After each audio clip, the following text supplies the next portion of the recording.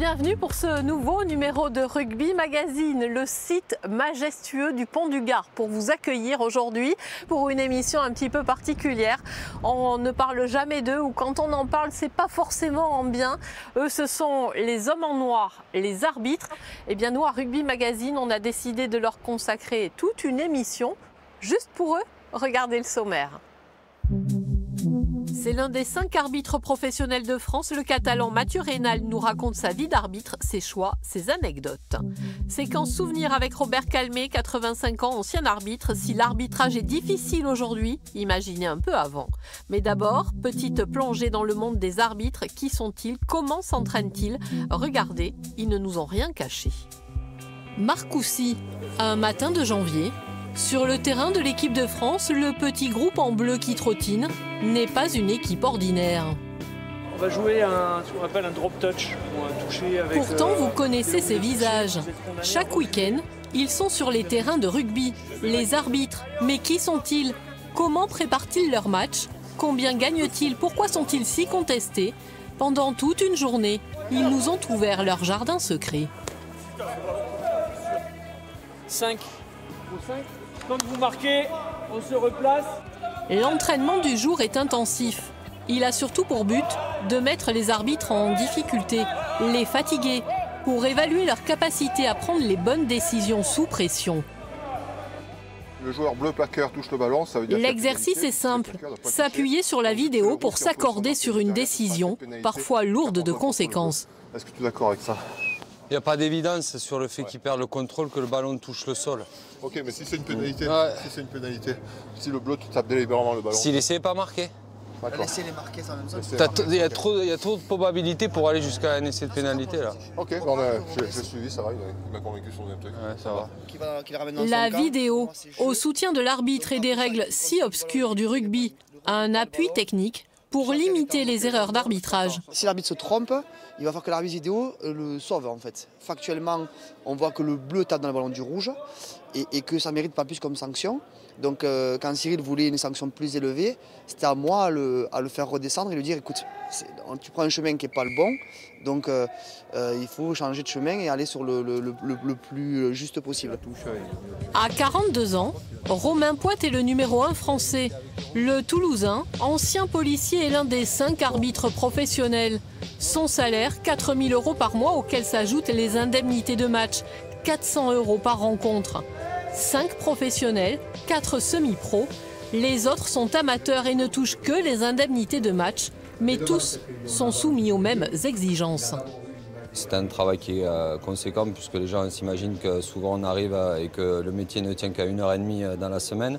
Mais il y a tout ce retour sur la performance technique, après sur la performance psychologique aussi, et voire même physique, puisqu'on a des rendus GPS qu'on analyse pour essayer d'adapter nos semaines de préparation et puis essayer de retrouver des sensations qui sont meilleures pour nous faire prendre les meilleures décisions.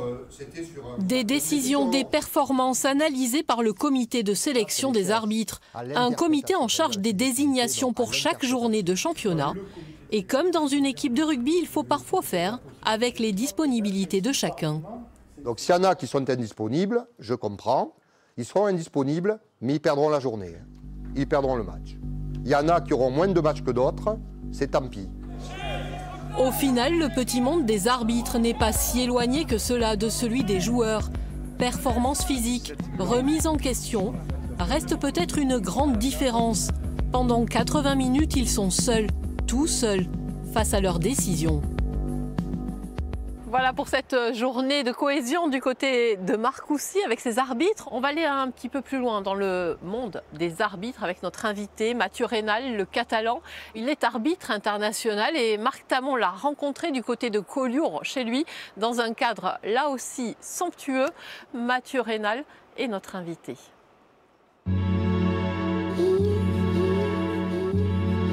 Mathieu Reynal, bonjour. Bonjour. En parfait ambassadeur du pays catalan, vous nous accueillez aujourd'hui à Collioure. On est pas mal, hein?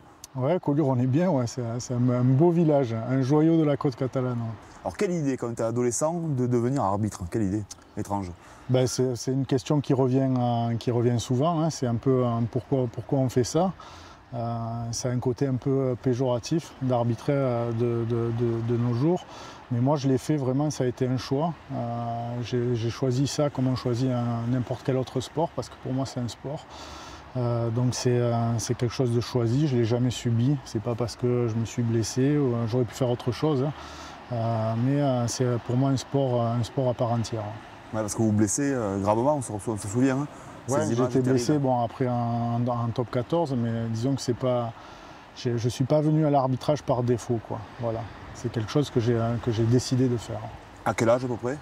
J'ai commencé l'arbitrage jeune parce que j'avais 19 ans, 20 ans. Ouais. Aujourd'hui, forcément, vous êtes au haut niveau de la palette internationale, vous ne regrettez pas votre choix.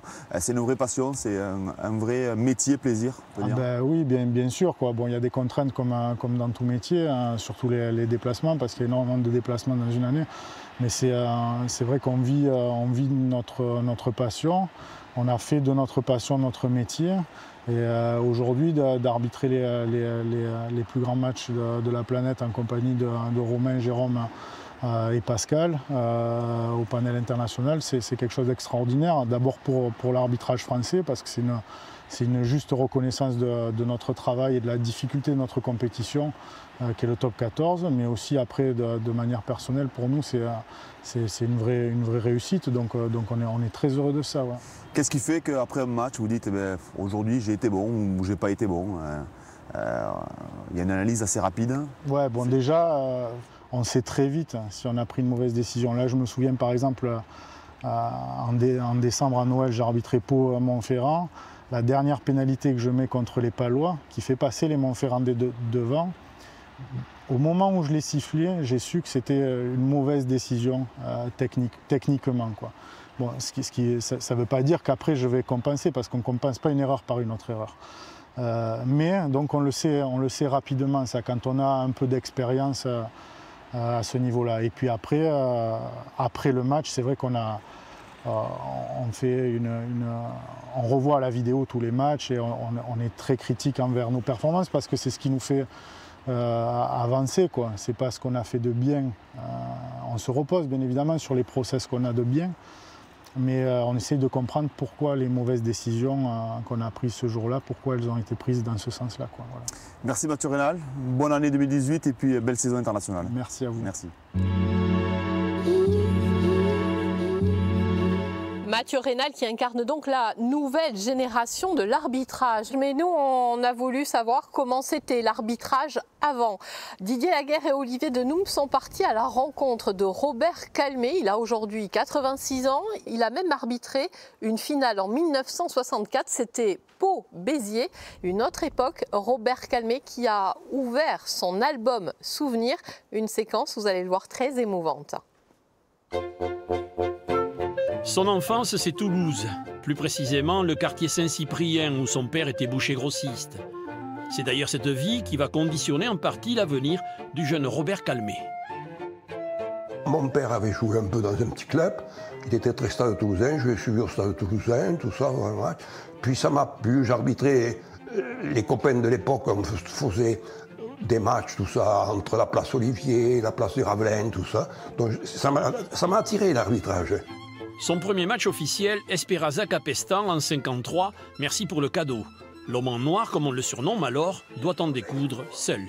Dans les matchs de championnat de France, de poule, on n'avait pas de juge de touche officiel. C'était ce que l'on appelait en rigolant, on avait l'innocent du village. C'était tout le temps un mec qui essayait de vous carotter. Les rugbymen palois, tous de blanc vêtus, ne manquent pas d'esprit de continuité. En 1964, un sommet pour Robert Calmé qui arbitre la finale Pau-Béziers. Les Béarnais s'imposent 14-0 avec 2 essais et un drop. Jean Capdouz est le héros du match. Pour marquer au bon moment. Un festival palois. Un festival palois. Mais les années 60-70 sont aussi placées sous le signe de la violence. Octobre 72, Lavelanet-Nice, un match heurté qui contraint l'arbitre, M. Comte, à interrompre la rencontre à l'heure de jeu. Quelques jours plus tard, au micro du journaliste Roger Surjus, Robert Calmé est invité à s'exprimer. Je pense qu'actuellement, les joueurs ne savent plus s'amuser. Nous l'avons remarqué au dernier bouclier d'automne. Nous avons vu des matchs où quand même quelques joueurs essayaient de faire quelque chose, mais nous avons vu des matchs, je pense, assez décevants, surtout compte tenu de la personnalité et de la qualité des joueurs qui étaient sur le terrain. Seulement à l'époque, s'il y avait une mêlée qui se relevait, si vous n'y allez pas au milieu, pourtant j'étais comme ça, hein, il y avait 16 types qui se battaient, hein, et ça partait partout. Quant au confort dans les stades, il n'est alors qu'illusoire. À Pézenas, c'est une vulgaire cabane qui sert de vestiaire à l'arbitre. Pas question de douche. J'avais une chose en plastique, avec un bro. Ah non. Parce que j'ai un tempérament, plus ça, même encore, je transpire facile. Imaginez-vous après un match, j'étais trempé sueur et me lavais avec ça. Hein. Je suis arrivé vite chez moi. Non, c'était typique, quoi. 17 ans d'arbitrage, y compris dans le cadre du tournoi des 5 Nations, une carrière finalement bien remplie et pour conclure cette belle histoire, une morale. Un arbitre peut faire une dizaine de fautes, mais si tout se passe bien, on dit bon, mais il a été bon. Mais si dans un match, vous faites qu'une faute, et que cette faute fait basculer le match, alors là, c'est comme un joueur. Voilà pour cette édition spéciale arbitre. J'espère que vous avez découvert, que vous connaissez un petit peu mieux ces arbitres. Je vous laisse avec les insolites du net. Je vous dis à samedi prochain. Salut Loulou, aujourd'hui je vous emmène dans les coulisses du rugby. Je vous emmène voir les matons. Alors les matons du rugby, c'est les arbitres. C'est pas efficace, on n'arrive pas à sortir. Vous vous calmez, si, arrêtez. Vous n'avez pas eu un ballon du match, alors arrêtez. Qu'est-ce que c'est ça? Ah, ça c'est notre Bible, ça c'est les règles du jeu. Et je crois qu'il y en a certains joueurs, bon, j'en viserai personne en particulier, qui auraient bien fait de les réviser un peu pour éviter ce genre de gestuelle.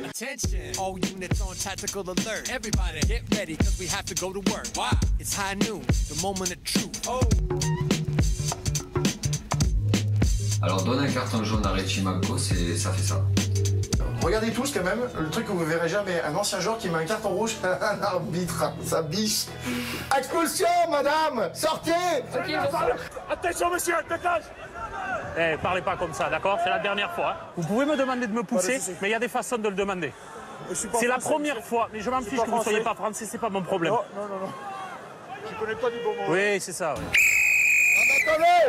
Oh putain, ça me rappelle de mauvais souvenirs, ça.